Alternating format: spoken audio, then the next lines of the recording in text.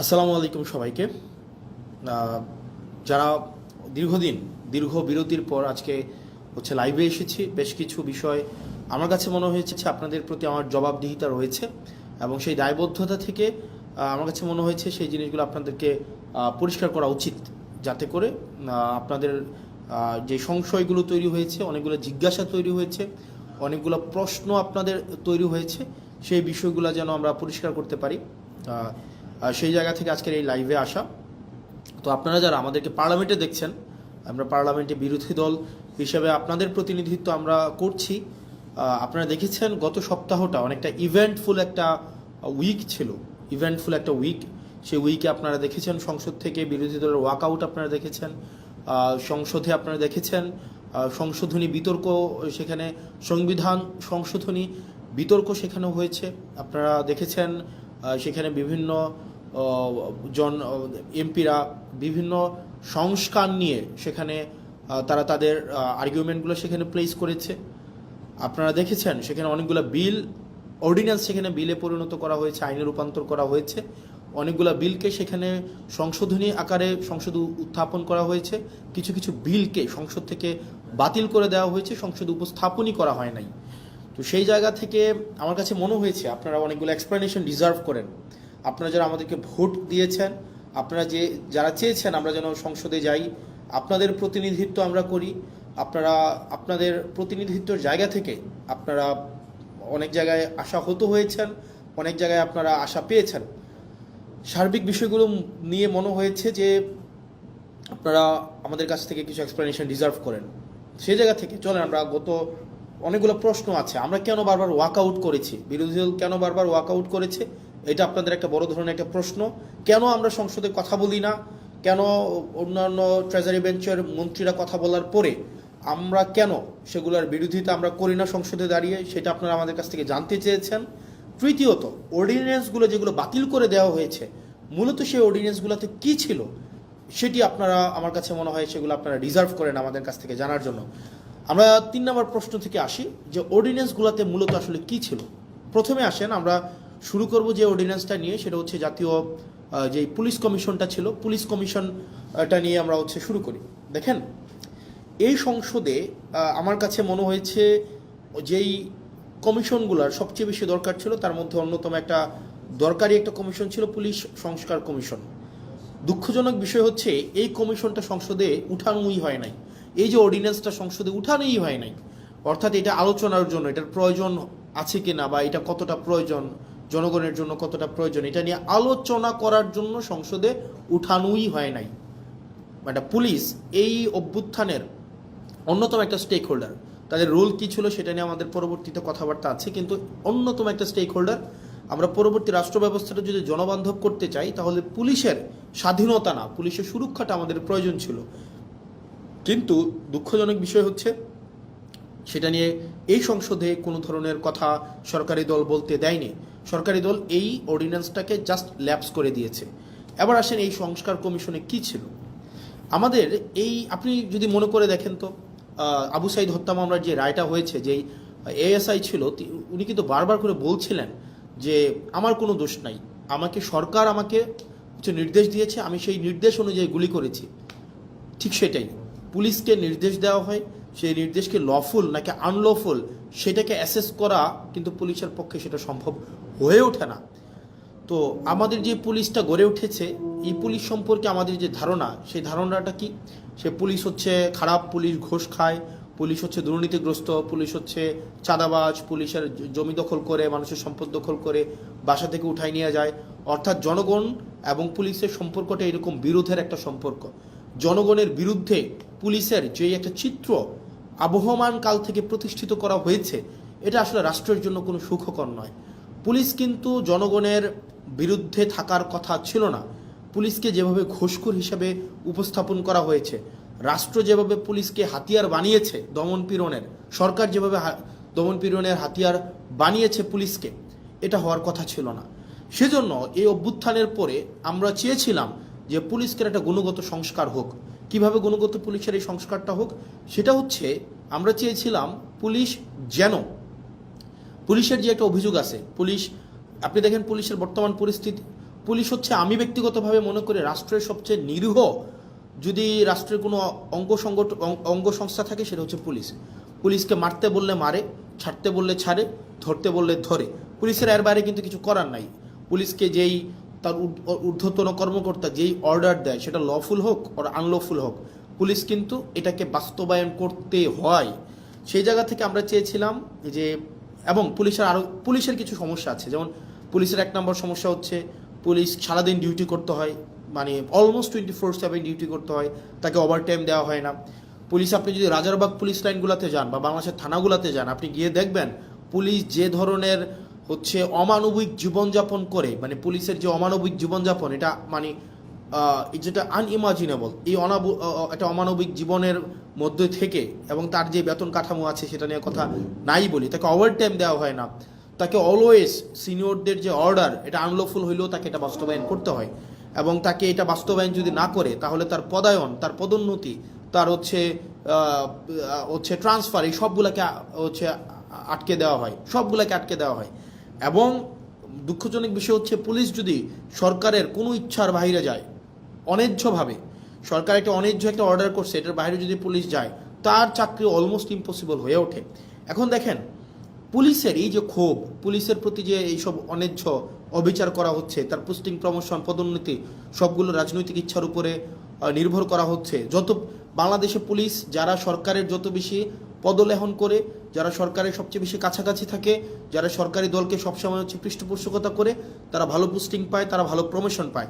সেজন্য সরকারের legal order করুক অথবা আনলিগ্যাল অর্ডার করুক, এই কারণে পুলিশরা সবসময় চায় সরকারের মনোরঞ্জনের মধ্য দিয়ে ব্যস্ত থাকতে। এখন এই যে পুলিশের যত অভাব, পুলিশের যত প্রত্যাশা, পুলিশের যত চাওয়া পাওয়া, পুলিশের যত ক্ষোভ, এগুলা নিরসনের জন্য এই গভর্নমেন্ট একটা কাজ করেছিল, মানে ইন্টারিম গভর্নমেন্ট, সেটা ছিল পুলিশ গ্রিভিয়েন্স রিএড্রেস প্রোগ্রাম হাতে নিয়েছিল। অর্থাৎ পুলিশের ক্ষোভ নিরসন করা এবং ন্যায্যতার ভিত্তিতে পুলিশের যে প্রয়োজনগুলো সেগুলোকে নিশ্চিত করার জন্য পুলিশ গ্রিভিয়েন্স রিএড্রেস প্রোগ্রাম হাতে নিয়েছিল এই সংস্কার কমিশনে। অথচ বিএনপি সরকার সেটাকে বাতিল করে দিয়েছে। ভাই, একটা জিনিস বুঝেন আপনারা, পুলিশ তো একটা ডিসিপ্লিনারি ফোর্স, তার প্রয়োজন, প্রত্যাশা, চাওয়া পাওয়া, সেগুলোর জন্য তো পুলিশ হচ্ছে আন্দোলন করতে পারবে না, কোথাও গিয়ে স্মারকলিপি দিতে পারবে না। তাকে যদি আপনি একটা হিলিং একটা ওয়ে না দেন, এটা উইন্ডো না দেন, তাহলে তার প্রয়োজন, প্রত্যাশা সে কোথায় দিবে, মানে সেগুলো কার কাছে জানাবে? এটা জানানোর জন্য ইন্টারিম গভর্নমেন্ট যে পুলিশ সংস্কার কমিশনটা করেছিল, সেটা হচ্ছে সেখানে পুলিশের ক্ষোভটাও যেন পুলিশ জানাইতে পারে, পুলিশের অভিযোগটা যেন পুলিশ জানাইতে পারে। এবং পুলিশকে যদি কেউ আনলফুল্লি কোনো একটা অর্ডার করা হয়, পুলিশকে যদি কেউ হচ্ছে অন্যায্যভাবে কোনো একটা অর্ডার করা হয় যে তোমাকে গুলি করতে হবে, তোমাকে হচ্ছে কাউকে উঠাই নিয়ে আসতে হবে, তোমাকে হচ্ছে মানে বেআইনি কোনো একটা কাজ করতে হবে, পুলিশ সদস্যরাও যাতে সেটা থেকে নিষ্কৃতি পায়, সেটার জন্য একটা অভিযোগ জানাইতে পারে, সেটার জন্য পুলিশ গ্রিভিয়েন্স রিএড্রেস একটা প্রোগ্রাম হাতে নেওয়া হয়েছিল, সেটাকেও বাতিল করে দেওয়া হয়েছে। 2 নম্বর হচ্ছে, জনগণের কিন্তু পুলিশের বিরুদ্ধে অনেক অভিযোগ আছে। জনগণের যে পুলিশের বিরুদ্ধে অভিযোগ আছে, সেটার জন্য সিটিজেন কমপ্লেইন, এটা হচ্ছে management committee, citizen complain management committee, এটা করা হয়েছিল, এটাকেও বাতিল করে দেওয়া হয়েছে। মানে অভ্যুত্থান পরবর্তীতে পুলিশকে যুগোপযোগী করার জন্য, জনবান্ধব করার জন্য ইন্টারিম গভর্নমেন্ট যেই ধরনের পদক্ষেপগুলো হাতে নিয়েছিল, তার মধ্যে পুলিশ সংস্কার কমিশন অন্যতম। আপনি সেটাকে সংসদে উঠানি নাই, আপনি সংসদে উঠানোর আগে সেটাকে বাতিল করে দিয়েছেন। তো সেই জায়গা থেকে পুলিশের প্রতি, পুলিশকে যে রাজনীতি আবার করবে না, রাজনৈতিক হাতিয়ারে আবার পরিণত করবে না, পুলিশের যে উপরের যে পোস্টিংগুলো আছে, যেখানে প্রমোশনগুলো আছে, সেগুলোকে যে আবার রাজনীতিক করবে না, সেটার নিশ্চয়তা কিন্তু না। এবং সেটা খুবই দুঃখজনক, মানে সেটা খুবই দুঃখজনক। আপনারা আমার সামনে যারা আছেন, আপনারা আমাকে শুনতে পাচ্ছেন কিনা স্পষ্ট, বা দেখতে পাচ্ছেন কিনা, আপনারা আমাকে একটু জানাবেন কাইন্ডলি যে আমাকে স্পষ্ট দেখতে পাচ্ছেন কিনা। আমি নিশ্চিত না, কারণ শুরু থেকে আমি কথা বলছি। তাহলে দেখেন, পুলিশকে আমাকে যুগোপযোগী করতে হবে, পুলিশকে জনবান্ধব করতে হবে, পুলিশকে রাষ্ট্রের লাঠিয়াল বাহিনী হিসেবে, পুলিশকে যদি আমি রাষ্ট্রের লাঠিয়াল বাহিনীতে পরিণত করি, এবং পুলিশকে যদি ছাড়তে বললে, পুলিশ আমাদেরকে মাঝে মাঝে এসে বলে যে ভাই আমাদের পরিণতি হয়েছে এটা, সরকার ছাড়তে বললে ছাড়ি, মারতে বললে মারি, ধরতে বললে ধরি, অর্থাৎ আমাদের এই তথৈবচ অবস্থা। এখন এই তথৈবচ অবস্থা থেকে মুক্তির জন্য পুলিশ শুধুমাত্র লিগ্যাল অর্ডারটা বাস্তবায়ন করবে, এবং পুলিশ সরকারের লাঠিয়াল বাহিনী হইবে না, পুলিশ জনবান্ধব হবে, পুলিশ জনগণের হবে। সেটার জন্যই কিন্তু হচ্ছে সংস্কার কমিশনটা করা হয়েছিল। দুঃখজনক বিষয় হচ্ছে, এই সংস্কার কমিশন এই সরকার এটাকে ল্যাপস করে দিয়েছে, এটাকে উঠাইয়ে নাই। তার মানে এই সরকার যে অ্যাটিটিউড, এই সরকারের যে মনোভাব পুলিশকে নিয়ে, এই সরকারের যে চাওয়া পাওয়া পুলিশকে নিয়ে, সেটা হচ্ছে এই সরকার পুলিশকে আবার একটা লাঠিয়াল বাহিনীতে পরিণত করতে চায়। কারণ সে যতই বলুক আমরা এগুলাকে বিবেচনা করব, আমরা এটাকে আরও বেশি সুন্দর করে, আরও বেশি শক্ত করে নিয়মের মধ্য দিয়ে এটাকে করব, আলটিমেটলি কিন্তু এটা করছে না, বা করবে কিনা সেটা কিন্তু আমরা আস্থা পাচ্ছি না। পরবর্তীতে যদি আরও ভালো সংস্কার কমিশন আপনি করতেন, তাহলে এই কমিশনটাকে আপনি স্বীকৃতি দিয়ে পরবর্তীতে আপনি ভালো সংস্কার কমিশন করতেন, আপনি কিন্তু সেটা করেন নাই। তার মানে পুলিশ সংস্কার কমিশনেরকে বাতিল করার মধ্য দিয়ে এই সরকারের মনোভাব কি বা কোন দিকে যাচ্ছে সেটা কিন্তু আমরা বুঝতে পারি। এরপর আসেন দ্বিতীয়ত মানবাধিকার কমিশন। মানবাধিকার কমিশনের যে বিষয়টা, সেটা হচ্ছে মানবাধিকার কমিশনের সাথে আমাদের, আমি সিম্পল ভাষায় বলছি, মানবাধিকার কমিশনের সাথে আপনার তিনটা বিষয় সম্পৃক্ত। এক, মানবাধিকার কমিশনের সাথে আপনার গুম কমিশন সম্পৃক্ত। আমাকে কি স্পষ্টভাবে শুনতে পাওয়া যাচ্ছে কিনা? স্পষ্টভাবে শুনতে পাওয়া যাচ্ছে আমাকে একটু? ইয়েস। তাহলে আমার তিনটা বিষয় আপনারা দেখেন, মানবাধিকার কমিশনের সাথে আপনার তিনটা বিষয় সম্পৃক্ত। একটা হচ্ছে গুম কমিশন এবং জুলাই যোদ্ধাদের যে ইন্ডিমনিটি দেওয়া হয়েছিল সেই কমিশনটা। আমি সিম্পল ভাষায় বলি মানবাধিকার কমিশনটা কি ছিল। মানবাধিকার কমিশনে এখানে বলা হয়েছিল যে মানবাধিকার কমিশনের যারা সিলেকশন করবেন, এই সিলেকশন কমিটিতে কিছু আপনার মডিফিকেশন করা হয়েছিল, এবং এই মানবাধিকার কমিশন যেটা 2026 মানে জাতীয় মানবাধিকার কমিশন অর্ডিন্যান্স, যেটা 2025-এর যে অর্ডিন্যান্সটা, 26-এর যে অর্ডিন্যান্সটা, এই অর্ডিন্যান্সে ছিল যে রাষ্ট্রের যেই সংস্থাগুলো, আপনি গুমের সাথে কারা জড়িত, গুমের সাথে নর্মালি জড়িত হচ্ছে রাষ্ট্রের যে বাহিনীগুলো, সরকার জড়িত থাকে, সরকারের যে বাহিনীগুলো জড়িত থাকে। মানবাধিকার কমিশন যদি চায় এই বাহিনীগুলোর বিরুদ্ধে, তারা নিজেরাই হচ্ছে ইনভেস্টিগেট করতে পারবে। দুঃখজনকভাবে বিষয় হচ্ছে আপনার 2009 সালের মানবাধিকার কমিশনে যেটা হচ্ছে, সেখানে মানবাধিকার কমিশনের এই এখতিয়ার নাই। আপনি এই ইন্টারিম গভর্নমেন্ট যে মানবাধিকার কমিশন অধ্যাদেশ করেছেন সেটাকে বাতিল করে দিয়ে আপনি 2009 সালের মানবাধিকার কমিশন আবার আইনে নিয়ে গেলেন। 2009 সালের যে মানবাধিকার কমিশন আইন, এটা হচ্ছে নখদন্তহীন একটা আইন। এই আইনের কোনো ধরনের এই আইনটা শুধুমাত্র খাতা কলমে আছে, এটার কোনো বাস্তবায়ন নাই, এবং এটা সরকারের একটা দপ্তর। আপনি এটাকে মিনিস্ট্রির আন্ডারে নিয়ে আসলেন। মানবাধিকার কমিশনটাকে আপনি একটা মন্ত্রণালয়ের অধীনে নিয়ে আসলেন। মন্ত্রণালয়ের অধীনে কি যুক্তিতে নিয়ে আসলেন? মন্ত্রণালয়ের অধীনে নিয়ে আসলেন যদি মানবাধিকার কমিশনকে আমরা স্বতন্ত্র করে দেই, তাহলে এই মানবাধিকার কমিশন প্রপারলি ফাংশন করতে, এইটার জবাবদিহিতা নাকি আপনি নিশ্চিত করতে পারবেন না। ভাই, এই সরকারে অনেকগুলো অর্গানাইজেশন আছে যারা ইন্ডিপেন্ডেন্টলি ফাংশন করে। সিএস ইন্ডিপেন্ডেন্টলি ফাংশন করে, সিজিএস ইন্ডিপেন্ডেন্টলি ফাংশন করে, এখানে হচ্ছে পিএসসি ইন্ডিপেন্ডেন্টলি ফাংশন করে। ঠিক একইভাবে মানবাধিকার কমিশন ইন্ডিপেন্ডেন্টলি ফাংশন করতো, কিন্তু আপনি যেটা করলেন সেটা হচ্ছে মানবাধিকার কমিশনকে একটা মন্ত্রণালয়ের অধীনে নিয়ে আসলেন। এখন মানবাধিকার কমিশন যদি কারো বিরুদ্ধে কোনো ইনভেস্টিগেট করে, তখন মন্ত্রণালয়ের অনুমতি লাগবে। এখন স্বরাষ্ট্র মন্ত্রণালয়ের স্বরাষ্ট্রমন্ত্রীর অনুমতি নিয়ে আপনি জাস্ট চিন্তা করেন, আপনি আসাদুজ্জামান খান কামালের অনুমতি নিয়ে আপনি পুলিশের বিরুদ্ধে আপনি ইনভেস্টিগেট করবেন, এবং যারা গুমের সাথে জড়িত, যারা নিপীড়নের সাথে জড়িত, আপনি তাদের অনুমতি নিচ্ছেন যে আমাকে কি দয়া করে অনুমতি দিবেন, আমি কি আপনাদের বিরুদ্ধে একটা তদন্ত কাজ পরিচালনা করতে পারি। এখন এটা খুব স্বাভাবিকভাবেই সত্য, বাংলাদেশে গত 17 বছর রাষ্ট্রের যে বাহিনীগুলো গুম খুনের সাথে জড়িত ছিল, তাদের কারো বিরুদ্ধেই কোনো ধরনের কোনো তদন্ত হয় নাই। এখন এই তদন্তের, একদম সিম্পল ভাষা, এই তদন্তের এখন এই ক্ষমতাটা মানবাধিকার কমিশন যে পেয়েছিল, আপনি সেটাকে বাতিল করে দিলেন, এবং এটার মধ্য দিয়ে আপনার যে নিয়ত, আপনি যে আবার গুম খুনে ফিরে যেতে চান না, সেটা কিন্তু স্পষ্ট হলো না। এবং এটা খুবই দুঃখজনক, আপনার এই মানবাধিকার কমিশন বাতিল করার মধ্য দিয়ে আপনি দুইটা কমিশনকে আপনি অর্নামেন্টাল করে ফেলেছেন, ফাংশনাল আর থাকে নাই। একটা হচ্ছে গুম কমিশন, আর এটা হচ্ছে জুলাই ইন্ডিমনিটির যেই বিষয়টা, এটাকে আপনি অর্নামেন্টাল করে ফেলেছেন। এই দুইটা অর্ডিন্যান্স কিন্তু মানবাধিকার কমিশনের সাথে সম্পৃক্ত। তো সেই জায়গা থেকে আপনার এই সরকারের যে উদ্দেশ্য সেটা কিন্তু প্রশ্নবিদ্ধ। তৃতীয়ত, সুপ্রিম কোর্টের সচিবালয় অধ্যাদেশটাকে আপনি বাতিল করে দিলেন। এটাকে আপনি আবার নিয়ে আসলেন আইন মন্ত্রণালয়ের অধীনে। আপনি বলছেন যে বিচার বিভাগকে আপনি পৃথকীকরণ করবেন, বিচার বিভাগকে আপনি স্বাধীন করবেন, কিন্তু সেটাকে আবার আইন মন্ত্রণালয়ের অধীনে আপনি রাখলেন। এবং এই সরকার, অন্তর্বর্তীকালীন সরকার যতগুলো ভালো কাজ করেছিল এবং যতগুলো কাজ ওয়াইডলি সেলিব্রেটেড হয়েছিল, তার মধ্যে কিন্তু এই সুপ্রিম কোর্টের সচিবালয়ের অধ্যাদেশটা অন্যতম। কারণ একটি বিচারক, খেয়াল করেন, একটা বিচারক যদি নির্মোহভাবে অবজেক্টিভভাবে তার বিচার কার্য পরিচালনা করতে চায়, তাকে আপনি অবশ্যই তাকে সুযোগ দিতে হবে। এখন একটা বিচারকের পোস্টিং, প্রমোশন, পদোন্নতি সবগুলো যদি আপনার আইন মন্ত্রণালয়ের উপরে নির্ভর করে, রাজনৈতিক সদিচ্ছার উপরে নির্ভর করে, তখন দেখা যাবে কোনো রাজনৈতিক কোনো বিবাদে যখন বিচারক কোনো একটা রায় দিবেন, সেই রায় যদি সরকারের পছন্দ না হয়, আপনি তাকে সোজা খাগড়াছড়ি পোস্টিং করে দিলেন, বান্দরবনে পোস্টিং করে দিলেন, এবং তাকে আপনি আলাদা বাজেট দিচ্ছেন না তার বিচার কার্যের যে সচিবালয় পরিচালনা করার জন্য। সেই জায়গা থেকে আপনি একটা মন্ত্রণালয়ের অধীনে রেখে, আইন মন্ত্রণালয়ের অধীনে রেখে আপনি কখনোই স্বাধীন, অবজেক্টিভ, বস্তুনিষ্ঠ, নিরপেক্ষ বিচার বিভাগ আপনি কখনোই এনশিওর করতে পারবেন না।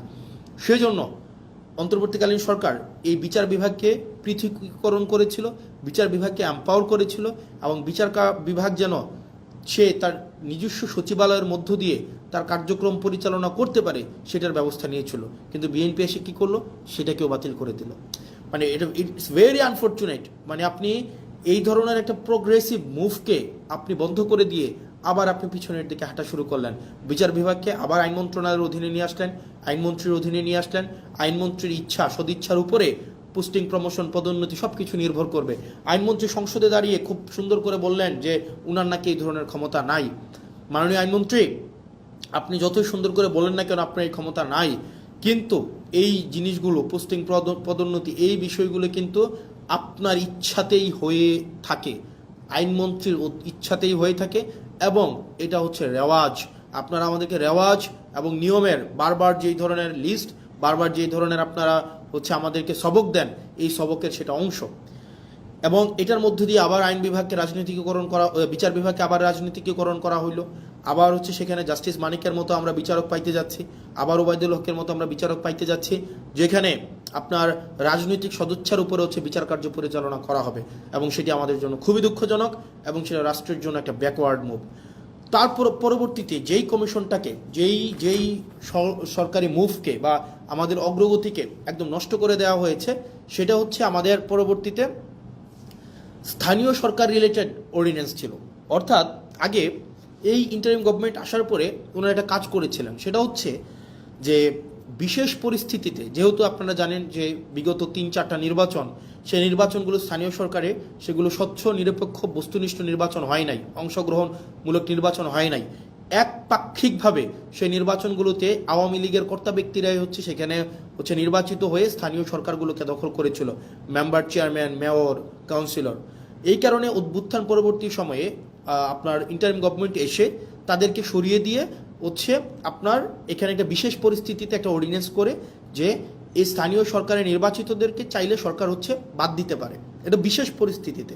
এখন অভ্যুত্থান পরবর্তীতে একটা বিশেষ পরিস্থিতিতে একটা অর্ডিন্যান্স আপনি স্থানীয় সরকারের তাদেরকে বাতিল করে দেওয়ার জন্য আপনি করলেন, কিন্তু বিএনপি আপনি নির্বাচিত সরকার এসে এই অর্ডিন্যান্সটাকে আপনি আইনে পরিণত করলেন। কিভাবে আইনে পরিণত করলেন?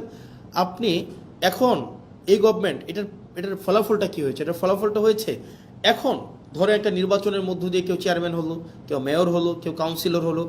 এখন বর্তমানে যে আইনে আছে, সরকার চাইলে বিশেষ পরিস্থিতিতে কাউন্সিলরকে বাতিল করে দিতে পারবে, মেয়রকে বাতিল করে দিতে পারবে, উপজেলা চেয়ারম্যানকে বাতিল করে দিতে পারবে। অর্থাৎ একটা নির্বাচিত একটা অংশকে সরকার চাইলে বাতিল করে দিতে পারবে, সরকারের কাছে যদি মনে হয় সে ইনঅ্যাপ্রোপ্রিয়েট। তার মানে এই পুরা স্থানীয় সরকার ব্যবস্থাকে সরকারিকরণ করা হইলো, দলীয়করণ করা হইলো। আপনি নির্বাচিত হয়ে আসেন, সমস্যা নাই, আপনি যখনই সরকারের বিরুদ্ধে কোনো অবস্থান নেবেন, আপনাকে চাইলে সরকার বাদ দিয়ে দিতে পারবে। এই ধরনের একটা কালো আইন এই সংসদে পাশ করা হয়েছে, এই ধরনের কালো আইন। তার মানে মানবাধিকার কমিশন, পুলিশ সংস্কার কমিশন, গুম কমিশন, সুপ্রিম কোর্টের সচিবালয় অধ্যাদেশ, স্থানীয় সরকার রিলেটেড যে বিষয়গুলো রয়েছে, এইখানে বিএনপি যে অবস্থানটা নিয়েছে, এই অবস্থানটা জনগণের বিরুদ্ধে একটা অবস্থান, গণতন্ত্রের বিরুদ্ধে একটা অবস্থান, মানুষের জন আকাঙ্ক্ষার বিরুদ্ধে একটা অবস্থান। এখন আপনারা আমাকে প্রশ্ন করতে পারেন যে ভাই, সংসদে তো দেখি শুধুমাত্র আপনাদের আইনমন্ত্রী সালাউদ্দিন সাহেবই কথা বলেন, সংসদে দেখি আসাদুজ্জামান সাহেব আইনের ব্যাখ্যা দেন 40-45 মিনিট ধরে, সালাউদ্দিন সাহেব আমরা দেখি সেখানে 50 মিনিট ধরে কথা বলেন, আপনারা কেন কথা বলেন না? এখানে যে বিষয়টা আমাদেরকে এই সংসদে কথা বলতে দেওয়া হয় না। আমি একটা এক্সাম্পল দিই, যেমন আপনার সালাউদ্দিন সাহেব আমাদের স্বরাষ্ট্রমন্ত্রী উনি যখনই দাঁড়ান, উনি যেহেতু ট্রেজারি বেঞ্চের উনি মেম্বার, ট্রেজারি বেঞ্চের উনি, অর্থাৎ উনি এবং উনি হচ্ছেন স্বরাষ্ট্রমন্ত্রী, উনি যখনই দাঁড়ান যেই বিষয়ে ধরেন, যেমন মানবাধিকার কমিশন বিষয়ে আমাকে সময় দেওয়া হয়েছিল মাত্র কত, আমাকে সময় দেওয়া হয়েছিল 2 মিনিট, আমাকে সময় দেওয়া হয়েছিল মাত্র 2 মিনিট, মাত্র 2 মিনিট। আর এই বিষয়ে সালাউদ্দিন সাহেব 40 মিনিট কথা বলেছেন, 40 মিনিট। আমাদের সুপ্রিম কোর্টের সচিবালয়ের বিষয়ে আপনার 8 মিনিট কথা বলেছেন আপনার আক্তার ভাই, আসাদুজ্জামান সাহেব কথা বলেছেন অলমোস্ট 40 মিনিট।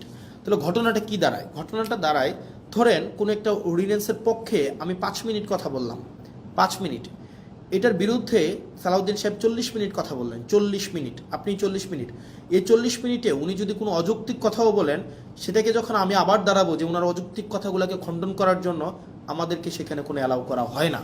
তার মানে আপনি সময় পাচ্ছেন 5 মিনিট আর সালাউদ্দিন সাহেব সময় পাচ্ছেন 40 মিনিট। আপনার কাছে উনার কথাটাই হচ্ছে কি, উনি উনার মতো করে মনের মাধুরী মিশিয়ে, মেটাফোর দিয়ে, উনি হচ্ছে ইতিহাস টেনে, উনি উনার নিজের ব্যক্তিগত অভিজ্ঞতা, দর্শন সবগুলাকে উনি হচ্ছেন সংমিশ্রণ করে উনার মনের মাধুরী মিশিয়ে উনি কথা বলতে পারেন। এবং সেই জায়গা থেকে আমাদেরকে সময় দেওয়া হয় 2 মিনিট এবং রিকোয়েস্ট করে সময় নেওয়া হয় 1 মিনিট, এবং যখনই আবার সময় চাওয়া হয় তখন আমাদেরকে বলা হয় this is not Shahbag square, it's parliament, which is very unfortunate. কারণ আপনি একই টপিকে আপনার মানবাধিকার কমিশনের বিলের উপরে সালাউদ্দিন সাহেব কথা বলবেন 45 মিনিট, আর সেখানে আমাকে কথা বলতে দিচ্ছেন আপনি 2 মিনিট, আপনি আমাকে 2 মিনিট কথা বলতে দিচ্ছেন। মানে এটা খুবই আনজাস্টিফাইড। যখন এটারই বিরোধিতা আমরা করেছিলাম, যখন এটাই চেয়েছিলাম যে এটার বিরোধিতা হচ্ছে, তখনই হচ্ছে আমাকে বলা হইলো যে this is not Shahbag square, it's parliament. এবং বিএনপি এক ধরনের 2টা কাজে জুচ্চুরি করেছে, জুচ্চুরি মানে সিম্পল জুচ্চুরি করা। জুচ্চুরি করা কি? জুচ্চুরি হচ্ছে ওনারা দিনের আলোতে প্রতারণা করেছে। যেমন জুলাই জাদুঘর একটা অধ্যাদেশ ছিল, এই অধ্যাদেশটা কথা ছিল এটাকে অপরিবর্তিতভাবে সংসদে আইন আকারে পাশ করা হবে। ওনারা কি করলেন? ওনারা একদম সংসদ শুরু হওয়ার সময়, সংসদ একদম বিলটা পাশ করার 5 মিনিট আগে ওনারা এটাকে সংশোধনী আকারে উপস্থাপন করে ওনারাকে বিলটাকে পাশ করায় নিলেন, যেটা কোনো এটাকে একটা কমিটমেন্ট ব্রিচ করা হয়েছে। এটা কথা ছিল না, কথা ছিল এটা অ্যাজ ইট ইজ পাশ করাবে। এখন আপনি আমাকে বলতে পারেন তাহলে আপনারা প্রতিবাদ করলেন না? আমরা অবশ্যই প্রতিবাদ করেছি, এবং আপনারা যদি দেখে থাকেন তাদের যেহেতু মেজরিটি 2/3, তারা এখন কাউকে আর তোয়াক্কা করার প্রয়োজন মনে করে না। তাদের কথা হচ্ছে আপনারা পার্লামেন্টে থাকলে থাকবেন, না থাকলে নাই, আমার যে আইনটা আমি যেভাবে ইচ্ছা আমি করব এবং যেভাবে ইচ্ছা আমি সেটাকে পাশ করব। এবং ওনারা আরও কয়েকটা জায়গায় ওনারা আমাদের সাথে প্রতারণা করে যাচ্ছেন, বাংলাদেশের সাথে প্রতারণা করে যাচ্ছেন। যেমন কথা ছিল প্রত্যেকটা আইন, পূর্ণাঙ্গ আইন অন্তত 3 দিন আগে সবার কাছে ওনারা হচ্ছে পূর্ণাঙ্গ বিলটা ওনারা হাতে দিবেন, ওনারা 3 দিন আগে হাতে দেন না। ওনারা যেটা করেন, ওনারা হচ্ছে বিলটা সংসদে উত্থাপনের 15 মিনিট আগে আপনাকে এতগুলো পেয়ে যায় না ধরাই দেবে, 15 মিনিট আগে। এবং এই 15 মিনিট আগে আপনাকে এই পুরো বিলটার যদি আপনি একমত থাকেন বা দ্বিমত প্রকাশ করেন, এই 15 মিনিটের মধ্যে আপনাকে জানাইতে হবে। এবং এটা হচ্ছে এক ধরনের পুকুর চুরি করার মতো। এবং আপনারা দেখবেন মানবাধিকার পুলিশ সংস্কার কমিশন, এটা কিন্তু সংসদে উত্থাপনের কথা ছিল, কিন্তু ওনারা এই কমিটমেন্টটা ওনারা ব্রেক করেছেন। ওনারা অনেকগুলা কমিটমেন্ট ওনারা সিরিজ আকারে ব্রেক করেছেন। 1 নম্বরে ব্রেক করেছেন, ওনারা বলেছিলেন 98টা অধ্যাদেশ ওনারা অ্যাজ ইট ইজ পাস করবেন। এই অ্যাজ ইট ইজ 98টা কমিশন পাস করার কথা থাকলেও ওনারা সেই জায়গায় ওনারা হচ্ছেন আমাদের জাতির সাথে ওনারা প্রতারণা করেছেন, ওনারা কমিটমেন্ট ব্রেক করেছেন। দ্বিতীয়ত ওনারা বলেছিলেন খ ক্যাটাগরির 16টা সংশোধন আকারে বিলগুলো হচ্ছে সংসদে উপস্থাপন করবেন, সেখানেও হচ্ছে ওনারা হচ্ছেন কমিটমেন্ট রাখেন নাই, ওনারা সংশোধিত আকারে উত্থাপন করে নাই। অনেকগুলা বিল, যে বিলগুলো মানবাধিকার কমিশন, পুলিশ সংস্কার কমিশন, তারপরে হচ্ছে আপনার গুম অধ্যাদেশ, এই বিষয়গুলো বলেছিলেন ওনারা এই সংসদে আলোচনার জন্য ওনারা হচ্ছেন নিয়ে আসবেন, সেখানেও সবগুলা বিল ওনারা নিয়ে আসেন নাই। এখন ওনারা যেহেতু মেজরিটি, ওনারা যা ইচ্ছা তা করতে পারেন। যেমন ওনারা অ্যাসালমকে গতকাল দেখলেন, মানে বাংলাদেশের জন্য আরেকটা কালো, মানে একটা দিন, কালো দিনটা ওনারা দেখেন। অ্যাসালম, আমি সংসদে প্রশ্ন করেছিলাম বাংলাদেশের শীর্ষ 20টা ঋণখেলাপি প্রতিষ্ঠানের তালিকা দেওয়ার জন্য। তো আমির খসরু সাহেব আপনার হচ্ছে ফিনান্স মিনিস্টার, উনি 20টা ঋণখেলাপির তালিকা আমাদেরকে দিয়েছেন, সংসদে সেটা আছেন। এই 20টার মধ্যে 9টাই হচ্ছে অ্যাসালমের প্রতিষ্ঠান। এই অ্যাসালম ইসলামী ব্যাংক থেকে 82,000 কোটি টাকা শুধু ইসলামী ব্যাংক থেকে ওনারা হচ্ছে ঋণখেলাপি করেছে। 82,000 কোটি টাকা ইসলামী ব্যাংক থেকে নিয়ে গিয়েছে অ্যাসালম। আপনার ইন্টারিম গভর্নমেন্ট যখন আসলো, ইন্টারিম গভর্নমেন্টের আপনার হচ্ছে যিনি গভর্নর ছিলেন, এই গভর্নর কি করলেন, এই ব্যাংকগুলোকে বাঁচানোর জন্য 36,000 কোটি টাকা রিফিল করলেন, যেন এই ব্যাংকগুলো জনগণকে এই টাকাটা দিতে পারে এবং ব্যাংকগুলোকে যেন বাঁচানো যায়। 36,000 কোটি টাকা, 36,000 CR। এখন যেটা হয়েছে, গতকাল একটা ব্যাংক অর্ডার পাস করাই নিলেন মেজরিটির বড়াই দিয়ে। এই ব্যাংক অর্ডারে কি আছে? অর্ডারে আছে আপনার আগের যারা মালিক ছিল, যারা ব্যাংকগুলোকে চুরি নষ্ট করেছে, যারা ব্যাংকগুলোকে একদম মানে ধ্বংস করে দিয়েছে বাংলাদেশের অর্থনীতিকে আওয়ামী লীগের সময়, এবং এই ব্যাংকগুলোকে চুরি করে টাকাগুলোকে বিদেশে নিয়ে গিয়েছে, এই ইন্টারিম গভর্নমেন্ট একটা স্ট্রিক্ট আইন করেছিল, তাদেরকে কোনোভাবে এই ব্যাংকে ফেরত আনা যাবে না। এই মালিকদেরকে আর ব্যাংক তুলে দেওয়া হবে না, কারণ ভাই তারা ব্যাংকগুলোকে নষ্ট করে দিয়ে জনগণের টাকাগুলোকে বিদেশে পাচার করে দিয়েছে। এই মালিকদের হাতে আর ব্যাংক তুলে দেওয়া যাবে না। অথচ গতকাল সরকার একটা আইন করলো, সেই আইনটা হচ্ছে কি?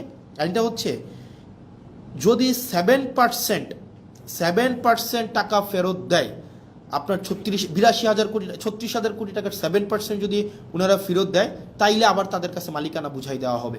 তাহলে চিন্তা করেন, তার মানে আপনি টাকা 82,000 কোটি টাকা মারলেন, এখন সরকার এই ব্যাংকগুলোকে বাঁচানোর জন্য আবার 36,000 কোটি টাকা দিল। এখন আপনি মাত্র 7% টাকা ফেরত দিয়ে, তার মানে হচ্ছে 2,500-3,000 কোটি টাকা ফেরত দিয়ে আপনি আবার মালিকানা পেয়ে যাবেন। তার মানে আপনি চুরির সময় চুরি করলেন, চুরি করার সময়, মানে এটা সিম্পল, এটা বোঝানো হচ্ছে যেমন যদি বলতে যাই, আপনার একটা দোকান আছে, এই দোকানে 1 লক্ষ টাকা ছিল, আপনার এই 1 লক্ষ টাকার পুঁজিটাকে পুঁজিটাকে বিক্রি করে দিলেন, একদম আপনার লাভ তো করলেন না, পুঁজিটাকে বিক্রি করে দিলেন, 1 লক্ষ টাকায় আপনি বিক্রি করে দিলেন, নিজের মতো করে খরচ করে ফেললেন, এই 1 লক্ষ টাকা সরাই নিলেন। তখন কি করলো সরকার, আপনার দোকানটা যেন টিকে থাকে, কাস্টমার যেন অ্যাটলিস্ট দোকানে আসতে পারে, দোকানটা যেন টিকে থাকে, সরকার আবার 50,000 টাকা ফেরত দিল, যে তোমাকে দিল যে ভাই তুমি দোকানটাকে কোনো রকমের টিকায় রাখো। সরকার আপনাকে ফেরত দিল এবং বলল কি, আগের যে মালিক যে 1 লক্ষ টাকা নিয়ে পালাই গেছে, তাকে কোনোভাবেই আর এই দোকানের মালিকানা বুঝাই দেওয়া হবে না। এখন এই সরকার কি করলো, এই সরকার আসার পরে ওই মালিককে আবার এখন সুযোগ দিল যে তুমি যদি মাত্র 7% টাকা ফেরত দাও, মাত্র 7,000 টাকা ফেরত দাও, তাইলে তোমাকে আবার মালিকানা বুঝাই দেওয়া হবে। তার মানে ওই দোকানদার 1 লক্ষ টাকাও খাইছে, পরবর্তীতে সরকারের 50,000 টাকাও পাইছে, এখন মাত্র 7,000 টাকা ফেরত দিয়ে সে এখন এই দোকানের মালিকানা বুঝে পাইবে। মানে এত মানে অযৌক্তিক, অবিবেচনা প্রসূত কোনো সিদ্ধান্ত হইতে পারে, মানে বিএনপি থেকে আমরা পাইতে পারি, মানে এটা কোনোভাবেই গ্রহণযোগ্য ছিল না। তার মানে আপনি 1.5 লক্ষ টাকা, মানে 1 লক্ষ টাকা তো এটা আপনি নিয়েই গেলেন জনগণ থেকে, সরকার আবার আপনাকে 50,000 টাকা দিল এটাকে বাঁচিয়ে রাখার জন্য, এখন মাত্র আপনি 7,000 টাকা ফেরত দিয়ে আপনি এই ব্যাংকের মালিকানা বুঝে পাবেন। সরকার এই ধরনের একটা কালো আইন করলো, কাকে খুশি করার জন্য? অ্যাসালমকে খুশি করার জন্য। কাকে খুশি করার জন্য? রাষ্ট্রের মাফিয়াদেরকে খুশি করার জন্য, যেটা বিএনপি থেকে খুবই আনঅ্যাকসেপ্টেবল একটা হচ্ছে মুভ। এই অ্যাটিটিউডটা যদি অব্যাহত থাকে, আপনি দেখেন বিএনপির যিনি HPM honourable prime minister Tarique Zia, ওনার মুভমেন্টগুলো যদি আপনি দেখেন, ওনার মুভমেন্ট হচ্ছে আপনি দেখবেন খুবই অ্যাকোমোডেটিভ, মানে খুবই অ্যাকোমোডেটিভ। আপনি দেখবেন খুবই সুন্দর পেয়ার স্টান করতেছে, এই প্রোগ্রামে যাচ্ছে ওই প্রোগ্রামে যাচ্ছে, খুবই ডিসেন্ট এবং হচ্ছে ইনক্লুসিভ একটা মুভ দিচ্ছে।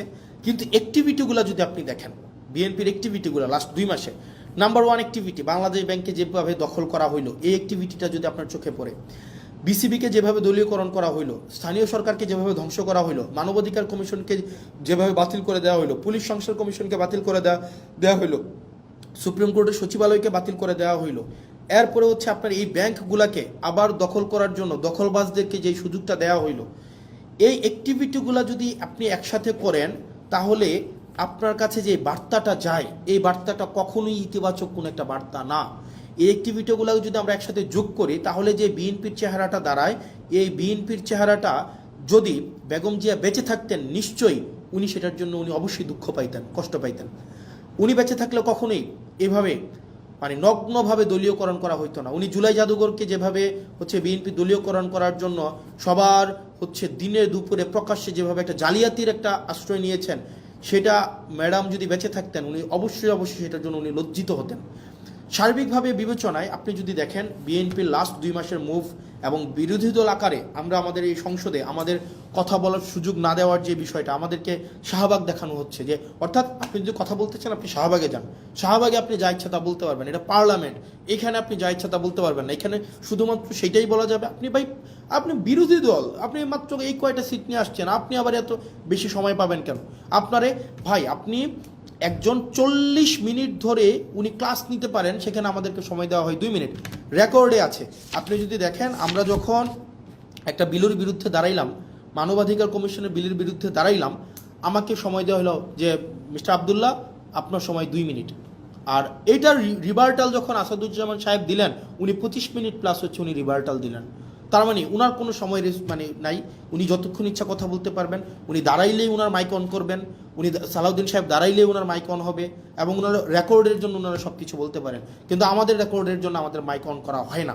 আমরা 50 বার 20 বার শুরু থেকে যদি হাত তুলে রাখি, আমাদেরকে এই সময়টা দেওয়া হয় না। এটা নাকি সংসদের রেওয়াজ। তো সংসদের রেওয়াজ এবং সংসদের আইন আসলে কোনটা কি, সবগুলো হচ্ছে সরকার যেভাবে চাইবে সেটাই, যেটা অভ্যুত্থান পরবর্তী সময়ে যেটা আমাদের জন্য অপ্রত্যাশিত ছিল। প্রিয় বাংলাদেশবাসী, আমার কাছে মনে হয়েছে আপনারা কিছু এক্সপ্লানেশন ডিজার্ভ করেন। কারণ দিন শেষে আমরা হচ্ছে দিন শেষে কোনো না কোনোভাবে আমরা বেনিফিটেড। আমরা যারা ক্ষমতায়, আমরা যারা চেয়ার পেয়েছি, আমরা যারা মন্ত্রী হয়েছি, আমরা যারা এমপি হয়েছি, আমরা কোনো না কোনোভাবে বেনিফিটেড। এটা নিঃসন্দেহে, এটা বলার কোনো সুযোগ নাই, আমরা বেনিফিটেড। কিন্তু যারা জীবন দিয়েছে, যারা আত্মত্যাগ করেছে, যারা রাস্তায় নেমে এসেছিল, যারা হচ্ছে জুলাইয়ে, আরেকটা ইম্পর্টেন্ট বিষয়, জুলাইয়ের কথা মনে হওয়াতে, খুবই পোর স্ক্রিপ্টেড একটা নাটক বিএনপি আপনারা হচ্ছে পার্লামেন্টে করছে, খুবই পোরলি স্ক্রিপ্টেড। সেটা হচ্ছে কি, ওনারা বলতেছে, বারবার বলতেছে ওরা জুলাই সনদের পক্ষে, মানে বারবার কিন্তু বলতেছে জুলাই সনদের পক্ষে, যে আমরা প্রত্যেকটা দাড়ি কমা সহ আমরা জুলাই সনদ বাস্তবায়ন করব। তো আমরা যখন বলতেছি যে জুলাই সনদের অর্ডারটা আপনাকে বাস্তবায়ন করতে হবে, তখন যেটা হইল, ওনারা একদিন একটা নাটক সাজাইলো। ওনাদের পন্থী কিছু ছাত্রদল, যুবদল সহ অনেকে আছে যে তাদের এই অভ্যুত্থানে ফেসিবাদ বিরোধী প্রত্যেকটা রাজনৈতিক দল সমানভাবে অংশগ্রহণ করেছে। তাদের আত্মত্যাগ ছিল, তাদের দীর্ঘ লড়াই ছিল, তাদের দীর্ঘ হিস্ট্রি ছিল। তো ওনারা কি করলেন, কিছু সিলেক্টিভ আহতকে, কিছু সিলেক্টিভ, একদম সিলেক্টিভ কিছু আহতকে বিরোধী দলীয় যেই গ্যালারিটা আছে সেই গ্যালারিটাতে এনে বসাইলো, এবং ওনাদেরকে বলে দেওয়া হলো। পরবর্তীতে ওনাদের মধ্যে অনেকগুলো আহত আমাদের কাছে আসছে যে ভাই, আমরা তো বুঝি নাই যে আসলে আমাদেরকে কী কারণে নিয়ে আসা হয়েছে। আমাদেরকে জাস্ট বলা হয়েছে আপনাদেরকে গাদ্দার বলার জন্য, এবং আপনাদেরকে যেন আমরা বেশিং করি, আপনাদেরকে যেন আমরা হচ্ছে ওখান থেকে আপনাদেরকে বেশিং করি, এবং আপনাদের বিরুদ্ধে যেন আমরা স্লোগান দিই। এই স্ক্রিপ্টটা বিএনপির জন্য, মানে শোনেন, আপনারা বিএনপির যারা আছেন, 217 জন এমপি আছেন, ইট ডাজন্ট ম্যাটার। আপনারা হচ্ছেন সরকারে আছেন, ইট ডাজন্ট ম্যাটার। মানে ধরেন কি করতে পারবেন, ম্যাক্সিমাম গুম করে ফেলতে পারবেন, উঠাই নিয়ে যেতে পারবেন বাসা থেকে, এই জার্নিটা এখানে থামাই দিতে পারবেন। সো হোয়াট ভাই, মানে জীবনে তো ধরেন আপনার মানুষের সাথে যদি কানেক্টেড থাকি, মানুষ যদি আস্থা রাখে, বিশ্বাস রাখে, এর থেকে বড় প্রাপ্তির আর কিছুই নাই। আপনারা ওই দিন যে স্ক্রিপ্টটা সাজাইলেন, আপনারা যে নাটকটা সেদিন সংসদে করলেন, এবং আমরা দেখলাম মাননীয় প্রধানমন্ত্রী প্রত্যেক আহতের সাথে একজন একজন করে কথা বলে আসার পরেই ওই আহতরা ওই গ্যালারি থেকে আমাদেরকে বিভিন্নভাবে, ওখানে আপনারা দেখলেন এটা সিন ক্রিয়েট করা হয়েছে, এবং ওনারা আমাদেরকে বিভিন্নভাবে গালাগালি দিলেন। ওনারা বললেন আমরা জুলাই সনদ চাই, বিএনপি যেভাবে চাই আমরা সেভাবে চাই। তো আমরা জিজ্ঞেস করলাম বিএনপি কীভাবে চাই বলেন তো? ওনারা বললেন না, বিএনপি যেভাবে চাই আমরা সেভাবে চাই। আমি বললাম তো বলেন না বিএনপি কীভাবে চায়? কয় না, আমরা এত কিছু বুঝি না, বিএনপি যেভাবে জুলাই সনদ চাই আমরা সেভাবে চাই। এর মাঝখানে 3-4 জন আছে আমাদের কাছে এসে বললো যে ভাই, আমরা খুবই দুঃখিত, আমরা আপনাদের সাথে এইভাবে আচরণ করার কারণে, কিন্তু আমাদেরকে এইভাবেই বলা হয়েছে, আমরা যেন আপনাদের বিরুদ্ধে স্লোগান দেই, আমরা যেন আপনাদেরকে হচ্ছে ওখানে অপমান করি, আমরা যেন আপনাদের বিরুদ্ধে এই ধরনের কথাগুলো বলি। মানে it's very unfortunate mister Tarique Zia, honourable prime minister Tarique Zia, it's very unfortunate আপনি পার্লামেন্টে থাকা অবস্থায় এই ধরনের একটা নাটক করা হবে এবং এটার ডিরেকশন আপনি দিবেন। মানে আমি জানি এটার স্ক্রিপ্ট রাইটার কে ছিল, এটার কোরিওগ্রাফার কে ছিল, এটার হচ্ছে ডিরেক্টর কে ছিল, আমি জানি না, কিন্তু আমি এটা বিশ্বাস করতে স্টিল চাই না যে এখানে কোনো ধরনের আপনি ব্যক্তিগতভাবে এটার পৃষ্ঠপোষকতা করেছেন, এটা আমি বিশ্বাস করতে চাই না। কিন্তু এটা যদি হয়ে থাকে, এটা ভেরি আনফর্চুনেট, এটা আপনার জন্য একটা ডিসক্রেডিট। কারণ আপনি এই ধরনের একটা মানে সংসদে যারা মানে বিএনপিপন্থী জুলাই, জামাতপন্থী জুলাই যোদ্ধা এইভাবে ক্লাসিফিকেশন করবেন এবং তাদেরকে দিয়ে প্রেস কনফারেন্স করিয়ে আমাদের বিরুদ্ধে কথা বলাবেন, এবং তারা পরবর্তীতে এসে তারা বুঝবে, তারা স্বীকার করবে যে তাদেরকে ব্যবহার করা হয়েছিল, এর থেকে দুঃখজনক mister Tarique Zia, honourable prime minister, কিছু হইতে পারে না। এবং এটা আপনার জন্য খুবই ডিসগ্রেস, আমি একজন পলিটিশিয়ান, আমি হচ্ছে একই সংসদে বসি, এবং আমার কাছে মনে হয়েছে লাস্ট 1 মাসের অ্যাক্টিভিটিতে আমাকে অবশ্যই কথা বলতে হবে এবং আপনারা যেই কাজটা করেছেন, আমি জানি না কে এটা স্ক্রিপ্ট রাইটার ছিল, কে এটা ডিরেক্টর ছিল, এটা যদি আপনারা করে থাকেন, এই যে জুলাই যোদ্ধাদের মধ্যে যেই বিভাজন আপনারা করলেন এবং তাদেরকে যেভাবে রাজনৈতিক টুল হিসাবে আপনারা ব্যবহার করলেন, এটা আপনার জন্য এটাতে আপনার লজ্জিত হওয়া উচিত। এবং আমি বিশ্বাস করতে চাই আপনি এই ক্ষেত্রে কোনো ধরনের আপনার নিজস্ব কনসেন্ট ছিল না। আর আপনাকে যারা বুঝিয়েছে, এই স্ক্রিপ্ট রাইটার যারা ছিল, ডিরেক্টর যারা ছিল, তারা আপনাকে বিপদে ফেলবে। প্রিয় দেশবাসী, আমাদের দেশ যেদিকে যাচ্ছে, আমাদের বাংলাদেশ যে পথে হাঁটছে, আমরা যেদিকে যাচ্ছি, কোনো ইতিবাচক বার্তা আমাদেরকে দিচ্ছে না। আমাদের যারা আত্মত্যাগ দিয়েছিল, তারা যে কারণে আত্মত্যাগ করেছিল, রাষ্ট্রের স্ট্রাকচারাল রিফরমেশনের জন্য। কিন্তু দিন শেষে রাষ্ট্রের স্ট্রাকচারাল রিফরমেশন তো হচ্ছে না, আমরা সেটা পারছি না, এটা আমাদের ফেইলিওর, আমরা বারবার বলে যাচ্ছি। এবং বিএনপি থেকে প্রত্যাশা আরও বেশি ছিল। তবে থ্যাংক ইউ বিএনপি, আপনারা এই রং মুভগুলো নিচ্ছেন এবং জনগণ আপনাদেরকে কিভাবে দেখে আপনারা মানুষের কাছে যান।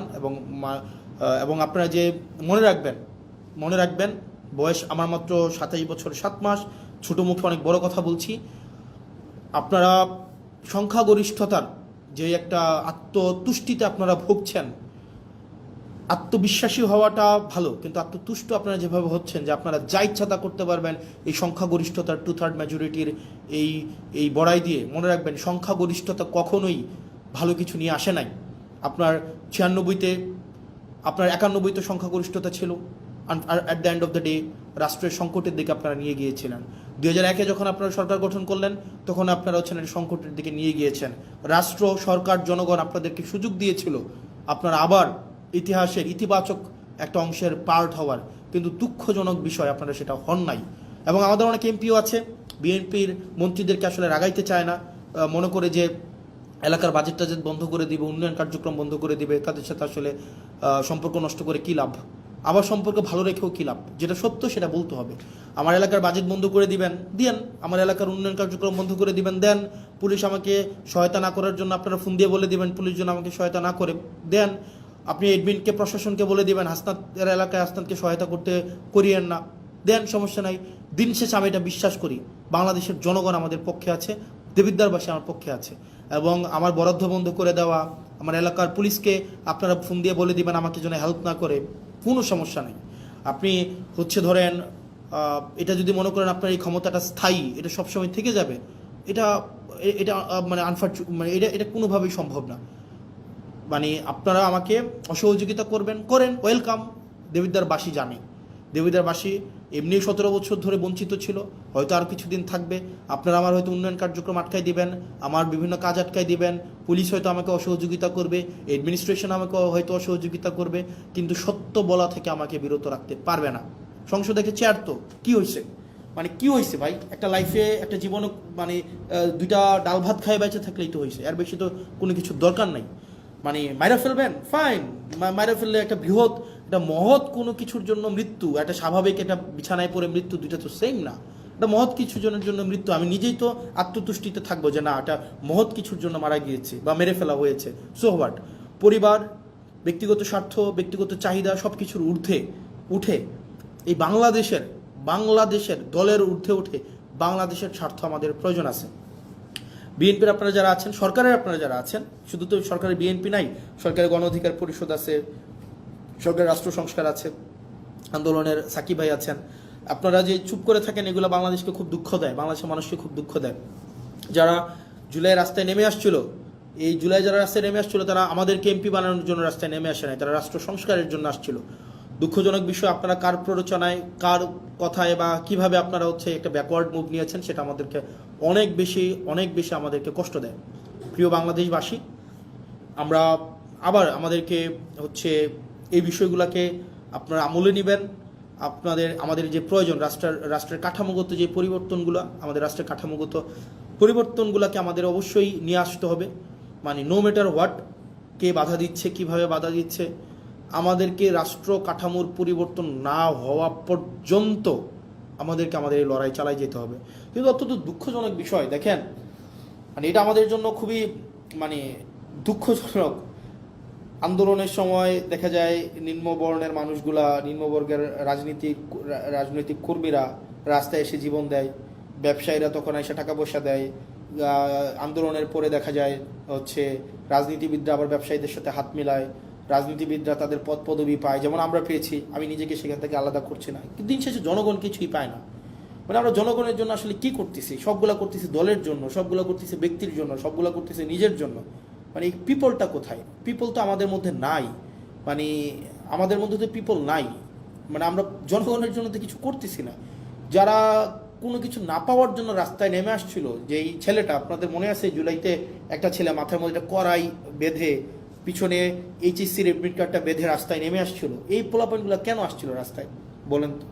যে মেয়েটা একটা আপনার হচ্ছে ক্রিকেট ব্যাট হচ্ছে কাঁধ ভেঙে স্কুল ব্যাগে নিয়ে যাচ্ছিল তার ভাইকে মেরে ফেলতেছে বলে, বা হচ্ছে রাষ্ট্র কাঠামোর এই যে নষ্ট হয়ে গেছে বলে, ওই মেয়েগুলা কি পাইছে? তাদের কাছে আসলে আমরা কি জবাব দিব? যে মায়েরা রাস্তার মধ্যে নেমে আসছিল, তাদের কাছে আসলে আমরা কি জবাব দিব?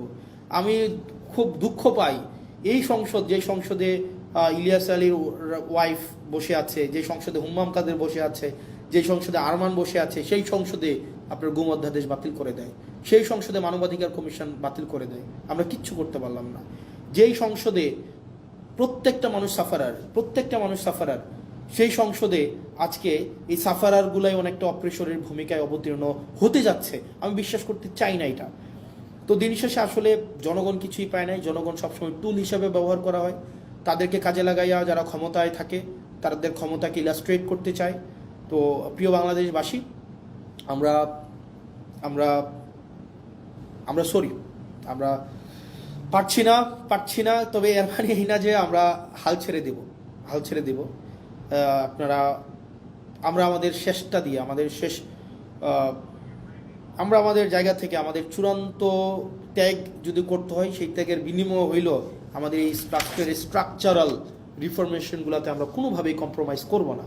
আপনারা একবার ভাবেন তো, আপনারা এখন যারা আমাকে দেখছেন এই পাশে, যারা কেউ আমাকে দেখছেন, কেউ আমাকে শুনছেন, কেউ আমাকে গালাগালি করছেন, আপনারা যারা গালাগালি করছেন তারা সহ আপনাদের সবাইকে একটা প্রশ্ন।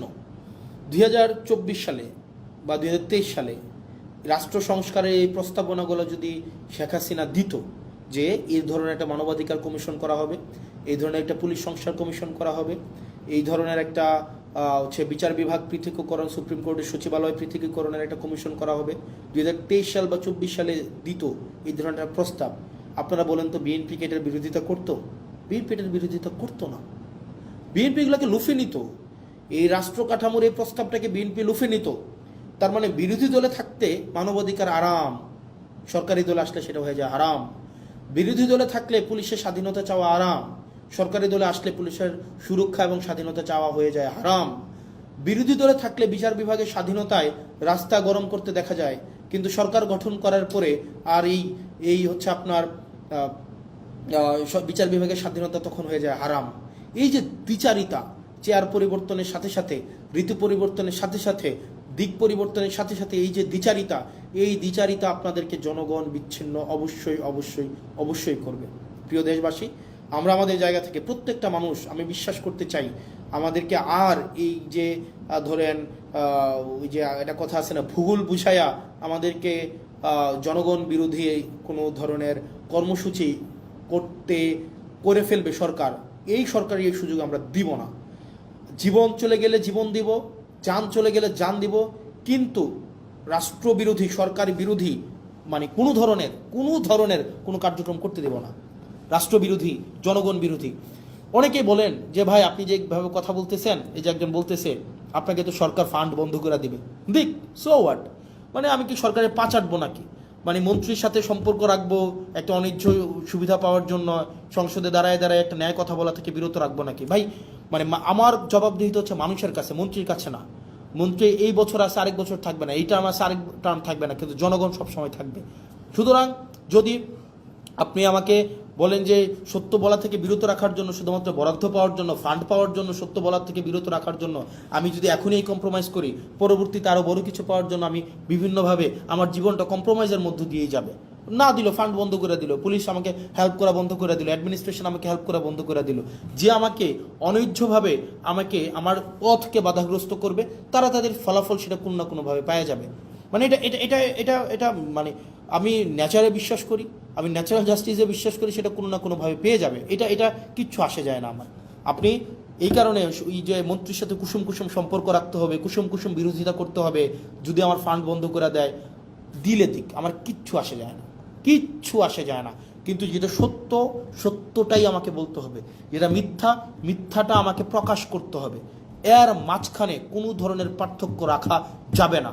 পুলিশ আমাকে সহযোগিতা করলেও আমার কিচ্ছু আসে যায় না, প্রশাসন আমাকে সহযোগিতা করলেও কিচ্ছু আসে যায় না, সরকার আমাকে সহযোগিতা করলেও আমাকে কিচ্ছু আসে যায় না, আমার হচ্ছে মন্ত্রীরা আমার বিরোধিতা করলেও আমার কিচ্ছু আসে যায় না, মন্ত্রী আমার ফান্ড বন্ধ করে দিলেও আমার কিচ্ছু আসে যায় না, সচিবরা আমাকে অসহযোগিতা করলেও কিচ্ছু আসে যায় না। মানুষের বাঁচেই কয়দিন, মানুষ বাঁচবেই কয়দিন, মানুষ তো ভাই মানে মৃত্যু পর্যন্ত সারা জীবন ক্ষমতায় থাকবে না। কিন্তু দিন শেষে মানুষ জানুক, জনগণ জানুক, যারা আমাকে ভোট দিছিল, যে মহিলাগুলাকে মানে লাইন ধরে ধরে আমাকে ভোট দিছে, বিনা পয়সায় যারা আমাকে ভোট দিছে, তারা জানুক দিন শেষে যে আমি সত্যের পথে ছিলাম। যে ইয়াং প্রজন্ম, শিক্ষিত প্রজন্ম যারা বিনা পয়সায় আমাকে ভোট দিছিল, তাদের কাছে আমার জবাবদিহিতাটা আমি নিশ্চিত করতে চাই। আমি বিশ্বাস করতে চাই, আমি যদি সত্যের পথে থাকি, সেক্ষেত্রে যদি সরকার আমাকে বাধাও দেয়, জনগণ আমার পাশে দাঁড়াবে। আমাকে বিনা পয়সায় ভোট দিয়ে জিতাইছিল, আবার আমাকে প্রয়োজনে বিনা পয়সায় ভোট দেওয়া জিতাবে, কিন্তু আমি কম্প্রোমাইজ করতে পারবো না, না না, কোনোভাবেই না, কোনোভাবেই না। আমি মিডিয়াকে দেখেছি দালালি করতে, মিডিয়ার যে দালালি, মানে এটা পৃথিবীতে যদি কোনো উদাহরণ হয়ে থাকে মিডিয়ার দালালি, এটা বাংলাদেশে হচ্ছে 1 নাম্বার হবে মিডিয়ার দালালি। মিডিয়া, মিলিটারি, ব্যুরোক্রেসি সবাই এখন আবার হচ্ছে মানে জি হুজুর আবার কালচারে চলে গিয়েছে। এই জি হুজুর কালচারে এনসিপি যাবে না, জি হুজুর কালচারে এনসিপি রাজনীতিবিদরা যাবে না, কোনোভাবেই যাবে না, কোনোভাবেই না। আপনি আমার চেহারা নিয়ে কথা বলেন, আপনি আমাকে চেহারা নিয়ে আমাকে ট্রোল করেন, আপনি আমাকে কালো বলেন, হোয়াট এভার, এগুলো আমার কিচ্ছু আসে যায় না। মানে এটা দিয়ে আপনি আমাকে থামাইতে পারবেন? কোনোভাবেই না, নেভার, কোনো ওয়েতেই না ভাই। যেটা সত্য, এই সত্য, যত মানে ইভেন আমার জীবনের যদি কষ্ট হয়, আমার জীবনের যদি স্যাক্রিফাইস হয়, সেটা থেকে আপনি আমাকে বিরত রাখতে পারবেন না, যতদিন না পর্যন্ত এই স্ট্রাকচারাল রিফরমেশনগুলো তৈরি হবে, মানে আপনার স্ট্রাকচারাল রিফরমেশনগুলো বাস্তবায়ন না হয়, ততক্ষণ পর্যন্ত আমাদের এই লড়াই চলবে, আমাদের লড়াই চলবে। আপনি সংসদে আমাদেরকে লবিতে আসা বলবেন বয়স কত, মাত্র এতদিন, আর অপেক্ষা করো, অপেক্ষা করো, দরকার আছে শত্রু বাড়াইয়া, দরকার আছে শত্রু বাড়াইয়া।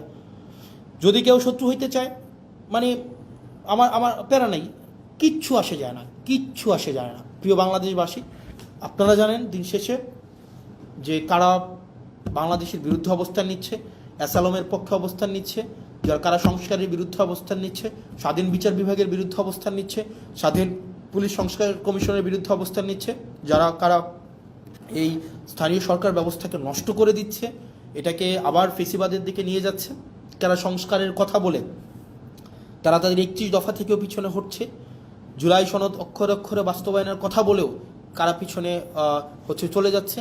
এই জিনিসগুলাই শিক্ষিত প্রজন্ম, আপনারা নিশ্চয়ই আপনাদের বিবেক বিবেচনা সুবোধ আছে, এবং সেই বিষয়ে আপনারাই সিদ্ধান্ত নেবেন। আপনারা ভালো থাকবেন, সুস্থ থাকবেন। যারা গালাগালি দিচ্ছেন তাদের গালাগালিকে আমি স্বাগত জানাই, সেটা কখনোই প্রতিবাদ করি নাই, সেটা অব্যাহত রাখেন, সেটা নিয়ে কিচ্ছু আসে যায় না। কিন্তু একই সাথে সাথে এটাও আপনারা তো এমনি নিষিদ্ধ আছেন এখন, আপনাদের আপনাদের দেখবেন নেতারা বিদেশে বিলাসবহুল জীবনযাপন করে, আওয়ামী লীগের। আপনারা যারা রাস্তায় এসে 30 সেকেন্ডের একটা স্লোগান দিয়ে দৌড় মারেন আপনার আলোক গতিতে, আপনাদের নেতারা বিদেশে বসে বসে জন্মদিন পালন করে, বড় গাড়িতে ঘোরাঘুরি করে, বিভিন্ন বড় বড় শপিং মলে শপিং করে। তো নেতার পা আপনারা যারা চাটেন, আপনার নেতার পা চাটার আগে একবার ভাইবেন আপনারা কাদের পা চাটতেছেন। আবার যখন যদি আপনার এই পা চাইটা কোনো লাভ নাই রে ভাই, এই পা চাইটা লাভ আছে। আপনি দেশে পুলিশের দৌড় খাবেন, আপনাকে জনগণ পিটাবে, আপনাকে রাজনৈতিক দলগুলো আপনাকে দৌড়ের উপরে রাখবে, আর আপনার নেতারা বিদেশে আরাম আয়েশের জীবন কাটাবে। আপনি এদিকে বুড়িগঙ্গার তীরে জীবনযাপন করবেন, 200 টাকা ভাড়ায় বাসায় থাকবেন অন্ধকার গরমের মধ্যে, আর আপনার নেতা ট্যাম্পসের মধ্যে অথবা দুবাইয়ের নদীর মধ্যে ইয়ট নিয়ে ঘুরে ঘুরে বেড়াবে, এবং সেখানে উনি জন্মদিন পালন করবে। তো এই বিষয়গুলো একটু মাথায় রাখেন যে কার পিছনে যাচ্ছেন এবং কাদের জন্য রাজনীতি করছেন। আর আপনারা যারা অনেকে আছেন নেতার পা চাটেন, নেতার পিছনে পিছনে নেতার পা চেটে জীবনটাকে ধ্বংস করে দিচ্ছেন। এখন নেতার পা চাটতেছেন, কিছুদিন পরে নেতার ছেলের পা চাটতে হবে। এখন পা চাটতেছেন নেতার পা, নেতার পা চেটে কোনো লাভ হয় নাই, এরপরে চাটবেন নেতার ছেলে। নেতার ছেলে সবসময় নেতাই হবে। আর দিন শেষে আপনারা যারা চাটার উপরে থাকেন, চাটাচাটি যাদের হচ্ছে কর্ম, চাটাচাটি যাদের হচ্ছে জীবিকা, চাটাচাটি ছাড়া যাদের মনস্তত্ত্বের মধ্যে স্বাধীনতা নাই, যারা মানসিকভাবে স্বাধীন না, যারা মানসিকভাবে হচ্ছে মানে চাটামিকে যারা জীবিকা হিসাবে নিয়েছেন, দিন শেষে আপনাদের চাটতেই হবে। এখন কিছু আগে চেটেছেন নেতার বাবাকে, এখন চাটতেছেন নেতাকে, কিছুদিন পরে চাটবেন নেতার ছেলেকে। এটাই হচ্ছে আপনাদের নিয়তি। যদি এটা না করতে চান, স্বনির্ভর হতে চান, সত্যকে সত্য বলতে চান, মিথ্যাকে প্রকাশ করতে চান, তাহলে এইসব চাটাচাটি বাদ দেন। দল আপনাকে ভাত দিবে না। আপনার ঘরে যদি ওষুধ না থাকে, আপনার মায়ের যদি ওষুধ না থাকে, নেতা এসে সে ওষুধ কিনে দিয়ে যাবে না। দিন শেষে আপনি করবেন গুলিস্তানে মার্কেট, আর নেতা যাবে দুবাই মার্কেট করতে। আপনি ছুটিতে যাবেন হচ্ছে ওই যে চানখারপুল, আপনার নেতায় যাবে লিভারপুল। তো সেই জায়গা থেকে এই নেতার পা চাটাচিটি করে লাভ নাই। এই পা চাটাচিটিটা বন্ধ করেন। নেতা যাই করে সবই যে ঠিক করে, ব্যাপারটা এমন না। নেতাকে নির্মোহভাবে ক্রিটিক্যালি নেতাকে অবজার্ভ করেন, ক্রিটিক্যালি নেতাকে ক্রিটিক করেন, এবং নেতাকে আপনি সব কিছুর ঊর্ধ্বে রাখার যে এক ধরনের আমাদের মনস্তত্ত্ব তৈরি হয়েছে, সেটা থেকে নিজেরা নিষ্কৃতি পান। আপনারা ভালো থাকেন, সুস্থ থাকেন, এবং আপনাদের সাথে দেখা হবে যতদিন পর্যন্ত আপনাদের সমর্থন আমাদের সাথে আছে, আপনাদের প্রত্যাশা আমাদেরকে ঘিরে তৈরি